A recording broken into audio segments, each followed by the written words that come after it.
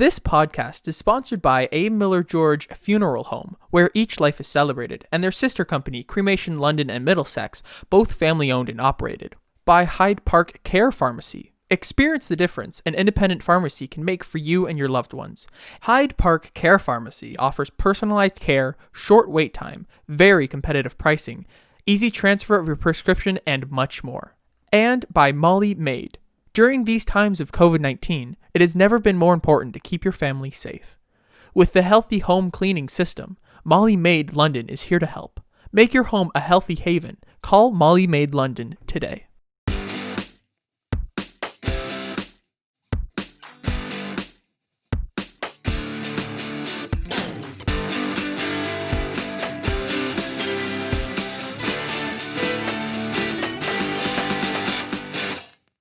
Good morning, good afternoon, good evening, whenever and wherever you may be tuned in. We welcome you to another edition of the Vicars Crossing podcast. The Vicars Crossing is a virtual space where faith intersects with the public square. And my name is Rob Henderson. We're back for another round of the Vicars Crossing. I'm one of the vicars and serve at Holy Trinity St. Stephen's in London.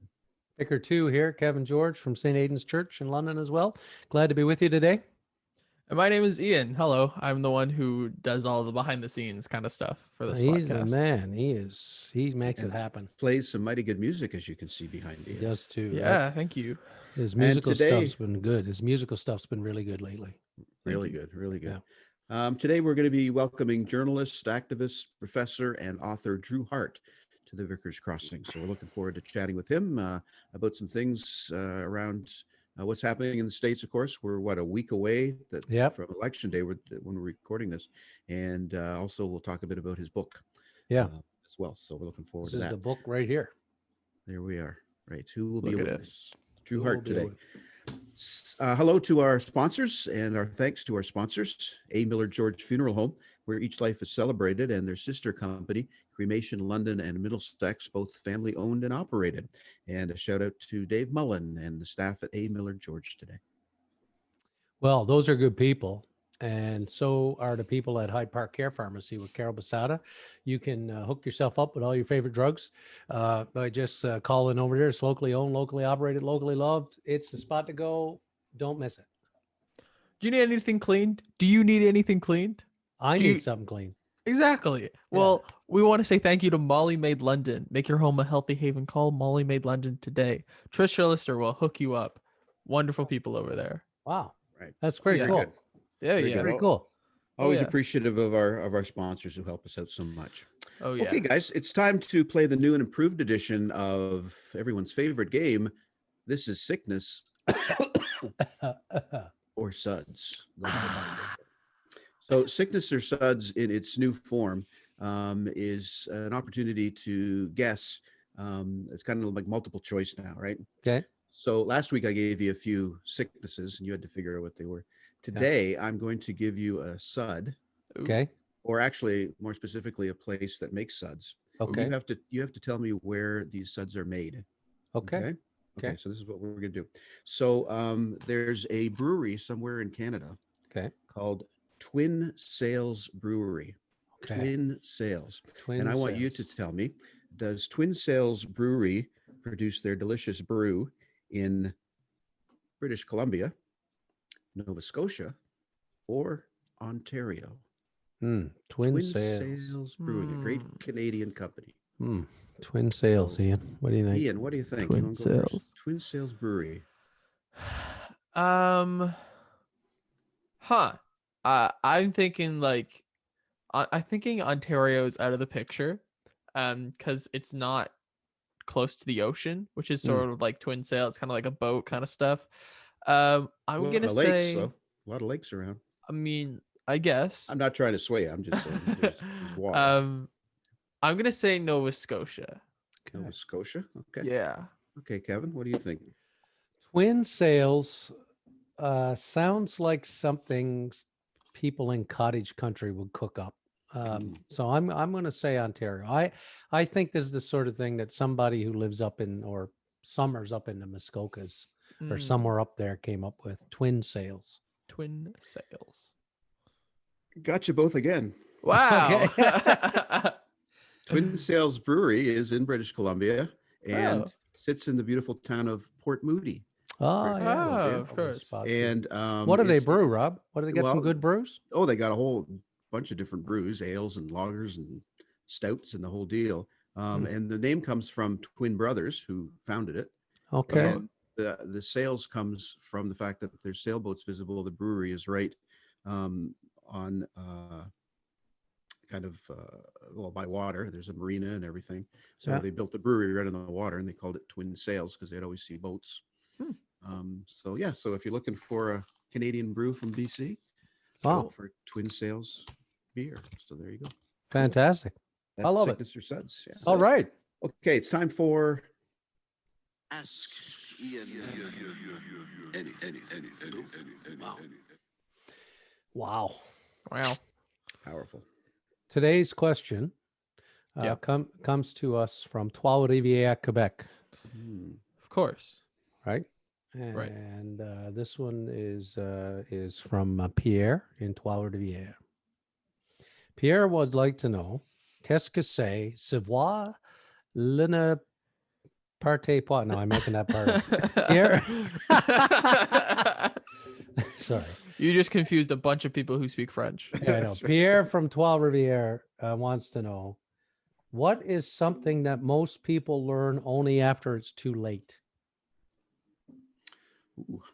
What is something that most people learn only after it's too late, Ian?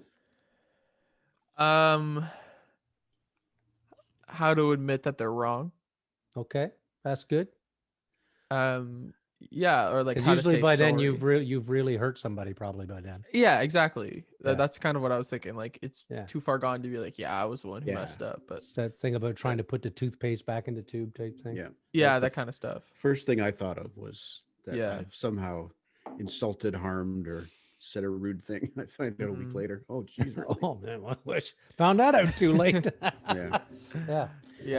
There's that, and that your fly's open. You always. I was find going to that say out. your fly is. That was the one I was thinking was. Oh man, I always learned that too late. every time. So Yeah. what about you then, Robbie? You can't take either of those two now because Oh. you threw that out. Does it mean what for real? Do you think of it as after too late after the Oh. fact?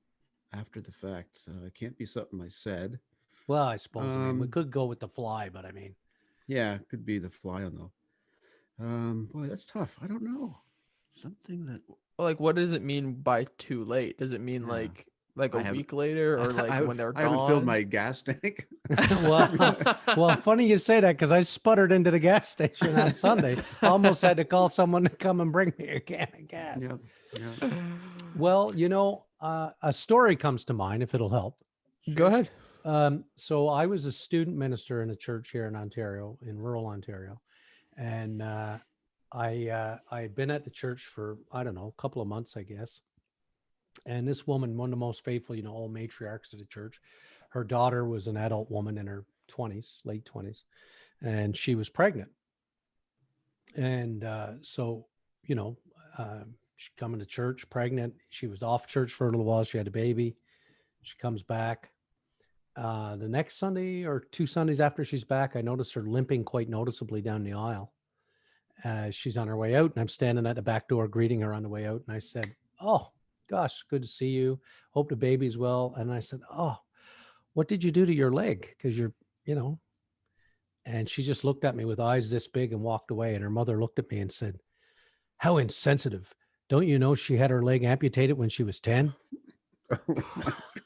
So Oh my gosh. I found out too late. You found out too late. Yeah. I found out Yeah. too late. And Oops. because she was pregnant for a large part of the time. I knew her for Yeah. those few weeks. I mean, I couldn't, anyway, man, you talk about feeling bad. If Well, I could have been swallowed yeah, up in the floor yeah. right there and then, I One would of have been those moments. swallowed up in the floor because I was like, oh my gosh, I'm so sorry.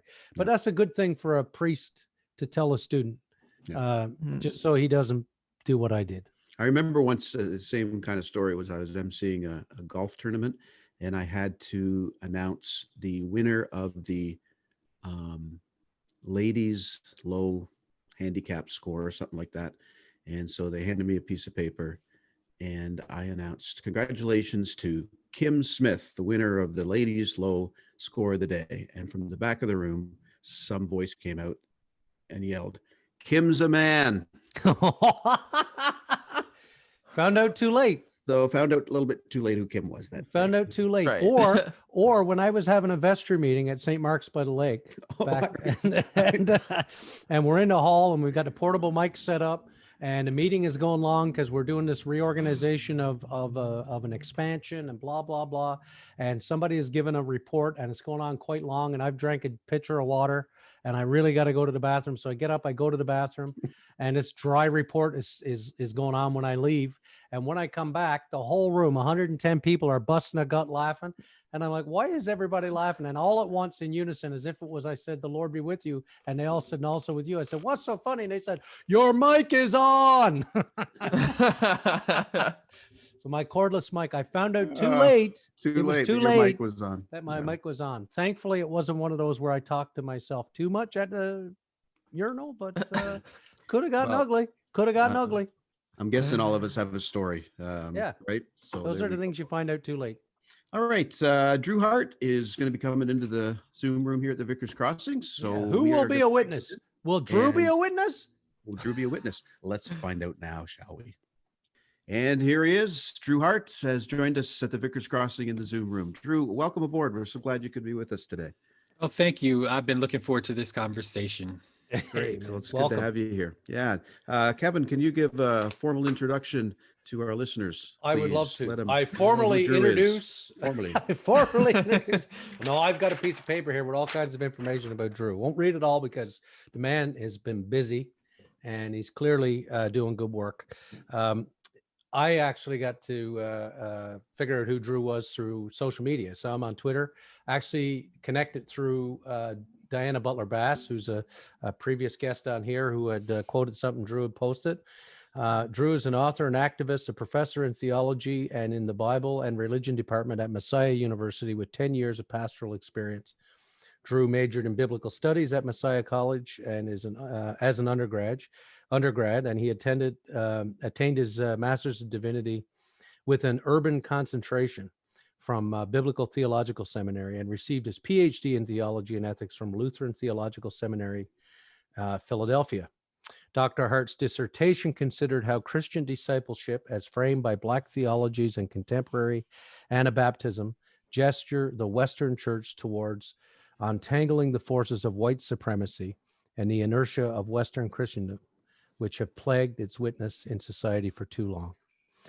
This is a topic which is dear to us, and we've had, I'm sure you've come across Robert Jones's latest work, White Too Long, and he sort of builds on this same theme. So we're really glad to have you with us to talk about some of that today. You'll know that Drew's work goes beyond teaching and writing. He's pastored in Harrisburg and Philadelphia, inner city school programs for Black and brown and middle school boys. He's delivered lectures. He's led anti-racism workshops.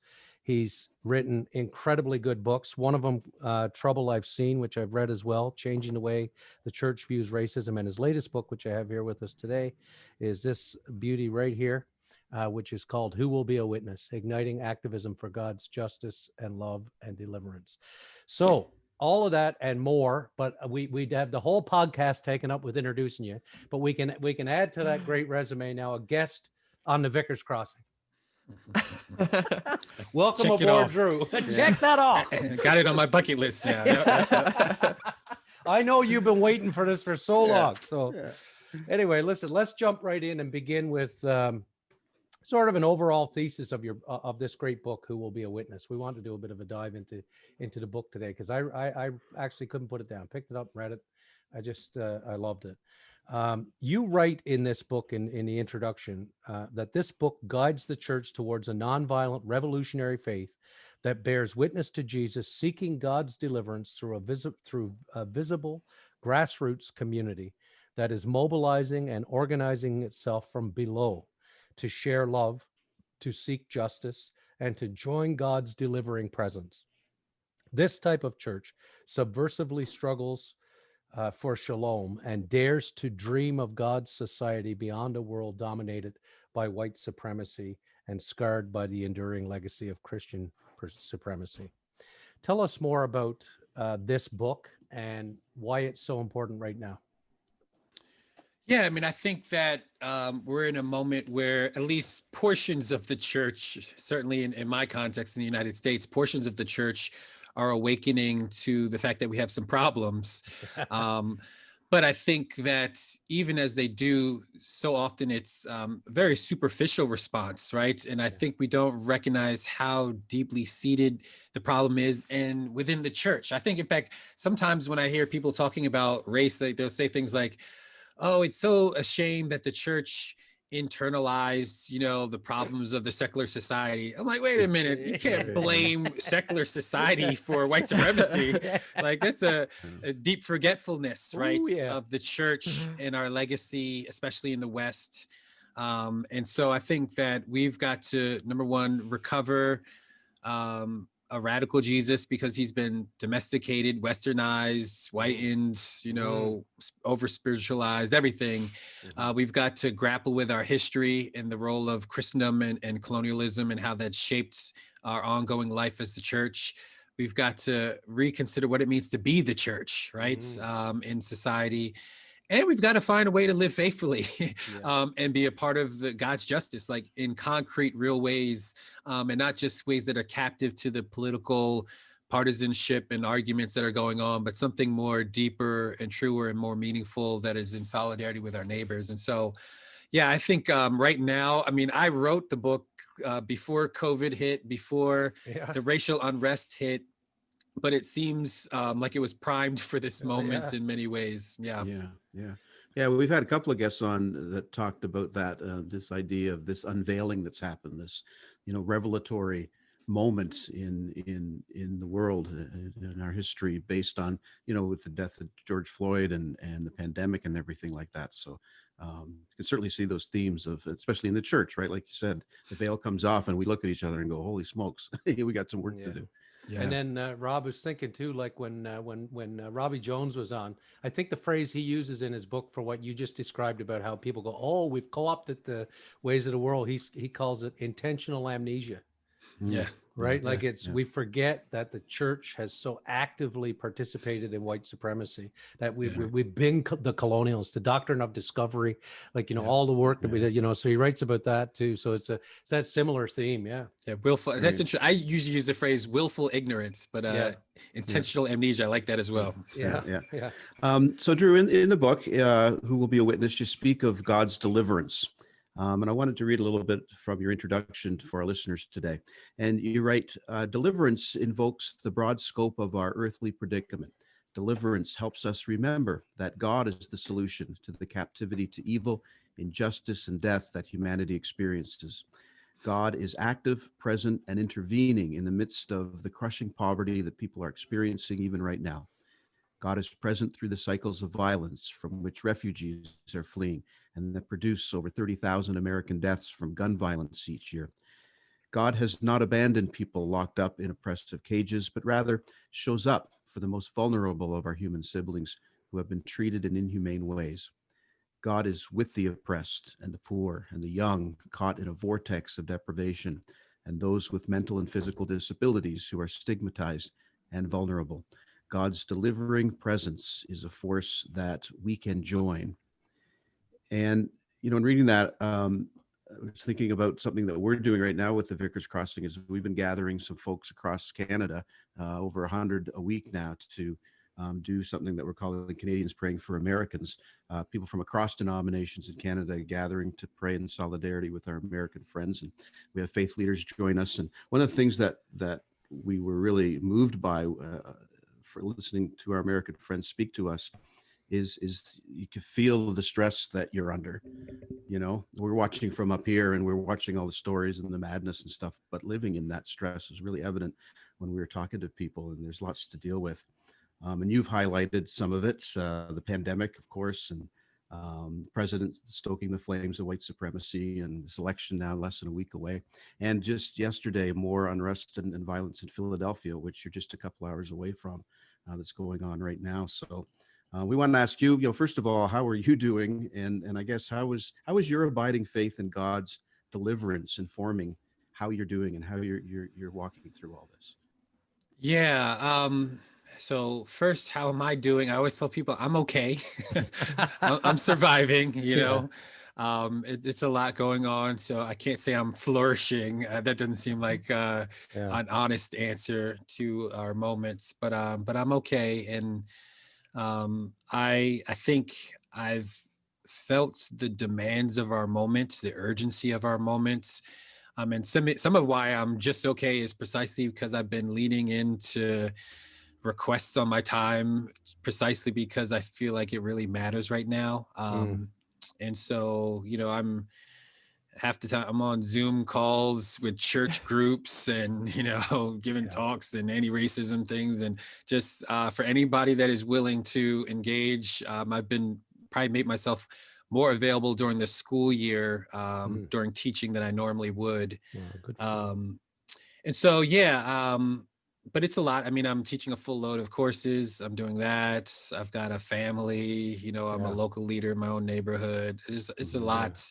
And of course, the overall just building stress and anxiety in our society just because of the elections, right? And all that's going on along with that.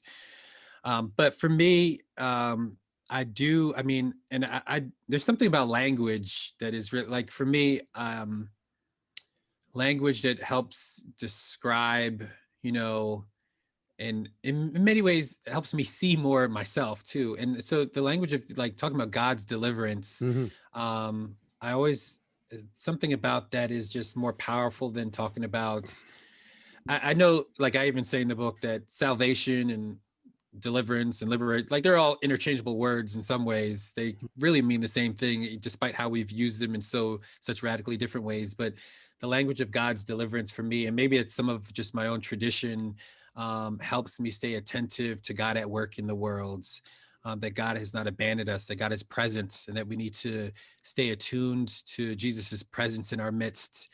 And as we do that, attentive to others as well.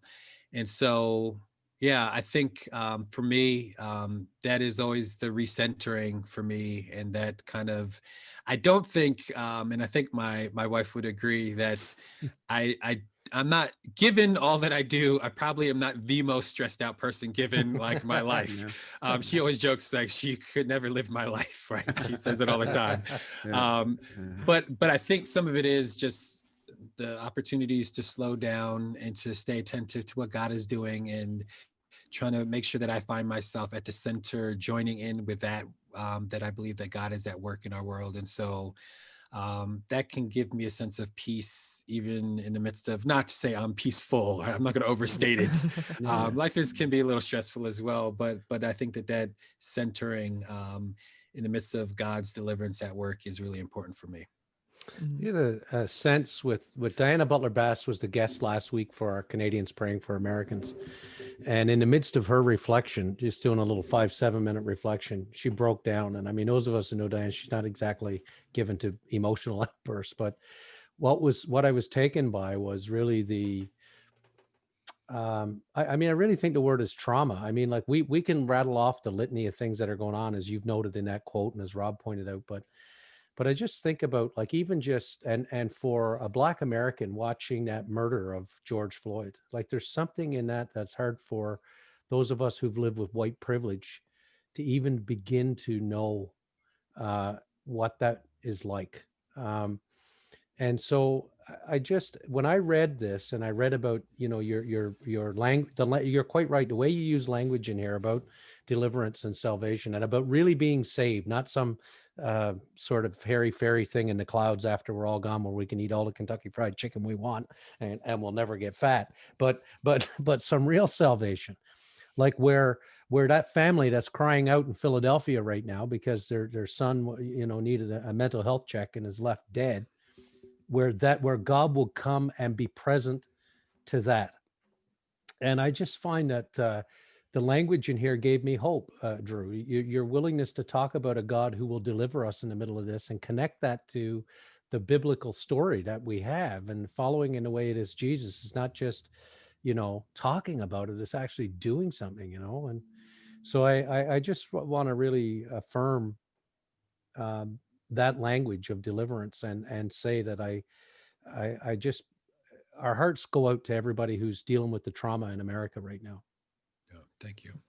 Yeah. You write about politics of the church. You suggest that the church is called to be a counter witness to society. I'm just going to quote you right here. When hierarchy, domination, institutional and communal bias, violence, greed, and inequity run rampant in society, the church ought to be a community that has adopted Jesus-shaped practices that renounce. Computer, why do you do this? That renounce and resist those societal evils in its members' own lives. Jesus should reign so that the lure to lord over others as humans can be rejected. You write about the overlooked, the overlookers, and the overlooked. Can you share more about the church getting its own political house in order?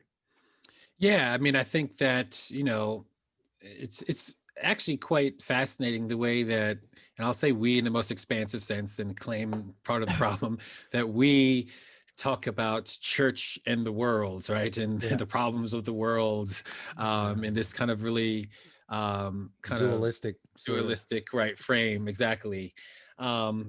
And number one, it just doesn't make sense. We're all participants in the world.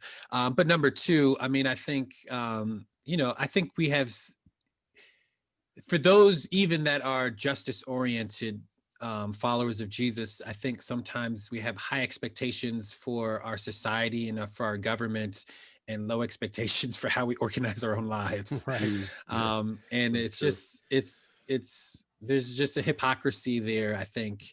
That's why I think at some point I say, like, what we call for in society should be a fraction of what we are actually already embodying, right?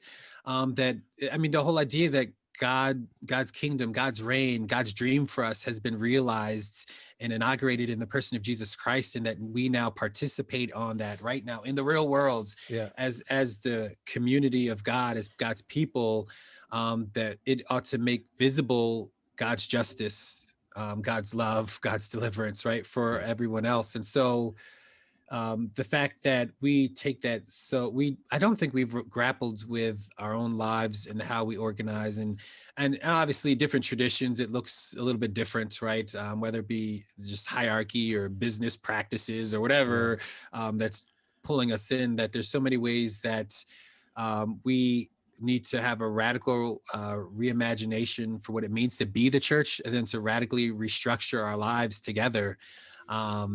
And that's, I think that's real work. And I don't believe necessarily that we have to, like, I'm not saying like stop the prophetic work, out in the community.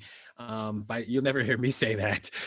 But it certainly, if we want to have integrity and credibility in who we are as the church, we're going to have to undergo some radical transformation in our own lives. And I think, we've got to grapple with that. And so what it means to be the church as a community, as a family, the way that our sense of identity, belonging, the way that we deal with power in the church, talking about power, honestly, about how it actually shapes in our interactions. Like, these are all really important stuff that I think we have failed to do so often in the church. Right. We don't know anything about that, Rob, in the Anglican or Episcopalian church in here. So no. we don't, we've got our shit together, Drew. We're just got it all figured out. Just wait for everybody else to catch up. Exactly. When everybody else arrives, we'll get going. But right now, we're just going to sit here quietly and wait. The frozen chosen. That's you know what strikes me is somewhere, and I can't remember. I should have highlighted this section, but I believe it's your book I was reading. But you actually talk about respectability. Right. Like, I mean, as long as it looks respectable, right. It's that. And I've long been saying, I believe the greatest enemy of the church is respectability. Yeah. We keep trying to convince people of who we are instead of actually being who we know we should be. And so it can be hollow in the center as long as it looks the part. We can dress people up in nice vestments and collars and, cufflinks and the whole thing. And we can do the whole thing. But you know what? Our closet's full of all kinds of crap, just like everybody else's. And instead of having the integrity to own that and to have that and to start dealing with it the way you talk about the politics of the church, right? Like it's that respectability. And I just, I think that's killing us because people see right through it. I mean, and I think that's where we run it. Like you're saying, we can get out there and be prophetic, but we run the risk of someone looking at us and saying, yeah, so what have you done before you left your house to come out here to be prophetic? Yeah. And like Drew said, it's, if we're we know that God's reign, God's new world has been inaugurated in Jesus, and people are wanting to look and see what that new world looks like, and they look at the church. That doesn't look like God's new world a lot of No, times. thank you, right? Exactly. Take No, this I'm world. not interested in that world. Yeah, the world I'm in is quite fine. Thanks. So that's all part of it, right? And but we don't look at absolutely. ourselves in that way. We say, well, my church in the neighborhood is known for our roast beef dinners. Yeah. Well, I love roast beef. That's God's new world ain't about roast beef dinners. So That's right. Yeah. Yeah, we got far too many communities that are like I was at one previously. It was the turkey dinner we were known for every year, right? So I always say we're the turkey dinner church with a side of, we serve a side of communion once a week, but it's like actually along the same themes. One of your chapters is called Economic Injustice and the Church. And so this sort of picks up on that same thread. The chapter itself challenges followers of Jesus to examine their own practices. Perhaps more broadly, the chapter questions how the church itself, not just individuals, but how do we as an institution and our institutions, again, I'm using the royal we here because realizing we come from many different traditions, but how the church itself has co-opted and participated in systems of economic injustice. You tell us in the book about your friend, Richard Crane, who sometimes jokes that we treat Jesus like we treat our crazy uncle at family gatherings, which I kind of like. It's like, you're right. You see, the one, that one relative that says outlandish things and no one bothers to correct him because they don't take him seriously anyway. I believe that could be me at the family dinner, actually. If you can't figure out who it is. And it says, well, for too long, Jesus has been treated like our crazy uncle in the church, which has allowed for Christians to think and live in ways so contradictory to life and teaching of Jesus Christ. Therefore, we resist being set free and participating in God's deliverance for the poor. Can you talk to us about this crazy relative, about the church and economic injustice, and share with our listeners how little Zacchaeus plays a part in this role? Because you write about him in that chapter too. Yeah. Absolutely. I mean, we little Zacchaeus. Yeah, that's right. It's actually quite fascinating when you think about the church and how we talk about wealth and poverty, or not talk about it. It's actually, it's you have to almost call it impressive, right? The mental gymnastics and the kind of work that we've done to somehow take Jesus's radical message of good news to the poor and turn it into like prosperity gospel or into capitalist propaganda or whatever, whatever people do with it, to kind of reaffirm and bolster the status quo of those who have money and the haves and the have-nots. I mean, we've done all kinds of really fancy, impressive. I mean, it takes real hard mental work to return Jesus's teachings, his Jubilee ethics, right? His woes to the wealthy and his blessings to the poor, his consistent message throughout the Gospel of Luke into something that, fits with, the Gospel of Bill Gates, I guess. I don't know what we want to call it. Or more simply, the upper middle class white church that I pastor right here in the northwest of London, where we're about as diverse as Wonder Bread. And and we live in an affluent part of town. So, what are we doing here? Like, right. And so when we actually look at, Jesus, it's clear that Jesus throughout the Gospel, Luke in particular, it's in all the Gospels some, but Luke in particular is a central thread that just keeps running all the way through, is this radical Jubilee ethics that is hitting the restart button on the economic world within God's reign. And so, the church, we've watered down and domesticated that message. We've ignored Jesus. We haven't taken him seriously. He can't really mean that, right? Clearly, it's just a matter of the heart, right? Everything's a matter of the heart. He doesn't actually want us to change our economic practices and our economic reasoning. That's silly. Blessed are the poor in spirit, Drew. In spirit. Right. We're all poor in spirit. They want us to be really poor. We want to be poor in spirit. That's right. Yeah. So get your spirit right, and then enjoy your comforts and luxury, right? And then drive your Cadillac home. That's right. So we have that challenge, and I think that certainly in the United States, and certainly, I mean, to some degree, it's gonna certainly be the same Canada and here. all over the place. Like, when you look at just the value of profits over people, the suppression of wages that goes on, the disregard for the labor and work of poor people, that's just so embedded in our society, and even on a global level, and we just see that wreaking havoc all around the globe.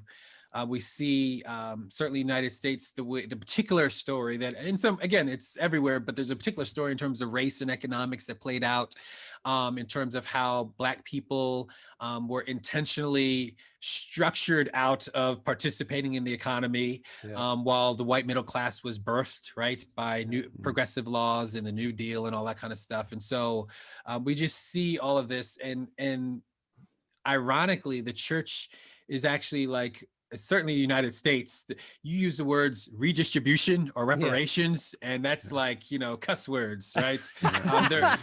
American comfortable Christians are allergic to these words. And so when it comes to, like, thinking about, like, the gospel story in Zacchaeus, for example, you have this really, I mean, it's a foil to the rich young ruler story. Rich young ruler, he's done everything except this one thing. Jesus says, sell all your possessions and, give the proceeds to the poor and come follow me. And he walks away sad. And then we have this Zacchaeus story where, he's, chief tax collector, not just very lucrative. I mean, you get to really shake people down and make some good money. And so he's wealthy. That's the description from the text, that he was very rich.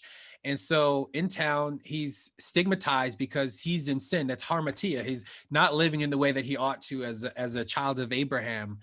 And Jesus comes to town, and of course, they're not going to make way for him to get into the front, because he's exploiting his own community. And so he's got to run down, and he climbs up a tree. And so as Jesus crosses by, he tells him, come down, Zacchaeus, come down. And I think it's really important for us to not lose sight of that language, right? The language, come down, empty yourself from this, right? Come back, join in solidarity with your community, release yourself from privilege and power and domination and exploitation, right? Come down from your tree, Zacchaeus. And so Zacchaeus comes down from his tree, and he has this interaction with Jesus, and it's really powerful. He has this come to Jesus moment, and we don't know exactly what was said or exchanged exactly, but we know the results. And it's that basically, redistribution of wealth and reparations, right? I'm going to give half of my wealth to the poor, because he recognizes the poverty that they're in, his own responsibility. And he's going to give 4 times back what he exploited from people, right? This is pretty radical. And I always say, this, certainly for Americans who are so allergic, white Americans, I should be specific, who are allergic to the word reparations, like they're just thinking about calculations of labor owed to Black people they're worried about, right? This is going way beyond that. This is actually caring about the flourishing of the people, right? It's really powerful. And so it's this kind of really expansive understanding of Jubilee. And what's ironic is that most people who learn about Zacchaeus, they learn nothing of that, right? It's just a cute little song. Wee little man. The fact that he's short. Right. Wee little man was he, right? And so the song actually cuts out the punchline to the meaning of the text. What it's all leading towards is how Zacchaeus is going to experience God's salvation, God's deliverance, right? It's precisely after he declares that what he's going to do in terms of redistribution of wealth and reparations, that Jesus declares that salvation has come to his house. Not a salvation that's just for the other world, but literally saving him from himself, from his own ways of dominating and exploiting other people, and returning him back into family with the people of God. And so it's really powerful, and it invites us to have new imaginations, again, in response to the economic disparities and so much exploitation that goes on, the global and multinational corporations that are just, squeezing out every ounce that they can get out of poor people, that in the midst of this, that we really need a Jesus's Jubilee ethic right now. This is actually extremely important, and would be experienced as God's deliverance for many people who are suffering, who are working hard, who are just squeezing to get by. Just last night, I was on a call with our Inverse group, and One friend, she's, she has 2 adopted kids. She's spent some time in South Africa, and she's already in debt, and her health coverage is going to get cut. Right? Wow. You guys don't. So these are things. I These are U.S. I problems. can't even get my head around that. Right. Yeah. I know you guys can't. And so her kids, I mean, they have very severe health needs, and precisely in their most desperate moments, they're about to get their health care cut. Another person talking about, about to get evicted and can barely pay their rent. Just the issues that people are dealing with right now. People are pressed right now, Yeah, right? Sure. Right. People are feeling the squeeze right now. And in the midst of that, the church should have something to offer. God's deliverance actually could mean something tangible and concrete if we were willing to engage in actually redistributing our resources. This is not about everybody becoming poor. It's actually about everybody having everything that they need, right? It's real flourishing. Right, real flourishing for everyone. Prosperity for all. For all people. Yeah. And so I think that these are timely things that the church needs to lean into. But Drew, the stock market is doing so well, Drew. I mean, doesn't this woman with the kids and the healthcare, doesn't she know how it's like record stock markets? Record stock market. I heard it right from your president. I mean, it's a good time right now. Right. He's got a good economic analysis on, That's madness. I mean, the notion that someone could lose their healthcare is just heartbreaking stuff. Yeah. We just, but I mean, that here in Canada, just to give you some context, our bishops back in May.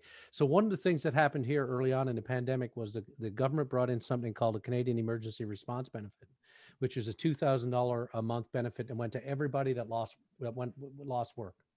And that has continued largely until, the end of July. And now there's a new program in place. But the bishops of the Anglican Church and the Lutheran churches in Canada collectively wrote a letter to the Prime Minister urging them to now look at universal basic income for everybody.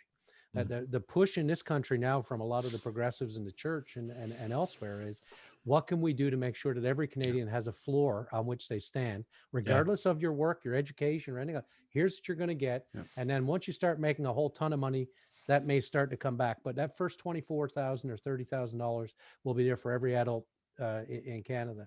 And that's a push that a lot of us want to see, because the people, and again, here too, disproportionately, Black, Indigenous, and persons of color are suffering the most and have suffered the most because of this pandemic.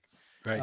And so it's the first time I've heard Zacchaeus described the way you do in this book. That was absolutely brilliant. That's perfect. Yeah. Right, Rob? I mean, it's like, you know what? And I'm like, this is universal basic income. I'm going to write down a note, look at lectionary to find out when next Zacchaeus text comes up. So I can, you'd be ready for that one. Yeah. No, that's great, Drew. So near the end of the book, I wanted to explore a little bit of what you do to finish your book. You do kind of. We're going to give away the ending here, folks. It's not like a novel. No. Spoiler alert. Hold on. I won't give it all away. But you talk a bit about the politics of love. Yeah. But the love that you write about is not, kind of like this saccharine sentimentality. Love. Valentine's Day love. You write about agape love, right? Love for friend, love for stranger, love for enemy. And you conclude with a bit about the punchline about Jonah and restorative love. Could you share a little bit about that in Jonah? Yeah. I resonate with Jonah. That's why I had to put that in there. I was like, oh, Jonah, why you got to be in the Bible? Before you do, I'll just say that I've come away with a new understanding of Zacchaeus and a new understanding of Jonah. So let's hear about Jonah. Yeah, Jonah. I mean, so he sent by God to the Ninevites. That's the Assyrians. Yeah. They're horrific. I mean, these folks are oppressive. They're not just oppressive, like they're just brutal. I mean, they were known for putting their enemies' heads on spikes and just destroying the land. It was just horrific. The reputation was horrific. I mean, they're the ones that take out the northern kingdom. Of course, he doesn't want to go to Ninevites and be their messenger. Like, no, of course not, right? Why would he doesn't want them to be delivered. Why would you want they need to get what's coming to them, right? Yes. I mean, it's pretty clear. Yeah. Why would you want the Ninevites to find repentance? No, destroy them, God, please, right? So let's see some smoting. Yeah, I mean, it's almost insulting, right? How can you imagine that? It's insult. There's no way I'm getting on this boat going in the other direction. And so that's what he does, right? And so we know, and it's this fantastical story, right? The fish and all that stuff. So after all of that, then the story, he goes and he returns, and instead of like he basically gives his best fire and brimstone. He's like, let me read this Jonathan Edwards, "Sinners in the Hands of Angry God." Like, this is what you guys got coming to you. You're all gonna burn, right? Like, that's what he's ready for. Yeah. And so that's his message, but they all actually respond to it, repent anyway, and change their ways. And now, Jonah is upset. He's like, because God relents and changes his mind and is not going to punish them anymore. And he's like, see, God, I knew this is what was going to happen. And this is what I guess gets me, because I think this is where I think I get like, that God is like, some people think God is a monster and it's just, sadistic and masochist, all that kind of stuff. Like, that's not how I view God. That's not been my problem. I understand God to be a loving God. Sometimes I'm like, God, that's just, in general, it's fair, but there's a couple people who need to get what's coming to them. I can think of at least one.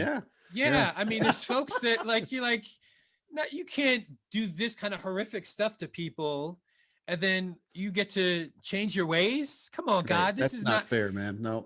And so he's like, I knew, God, that you were a loving God. I knew that you were gracious. I knew that you were slow to anger, that you were willing to repent if they would change their ways, right?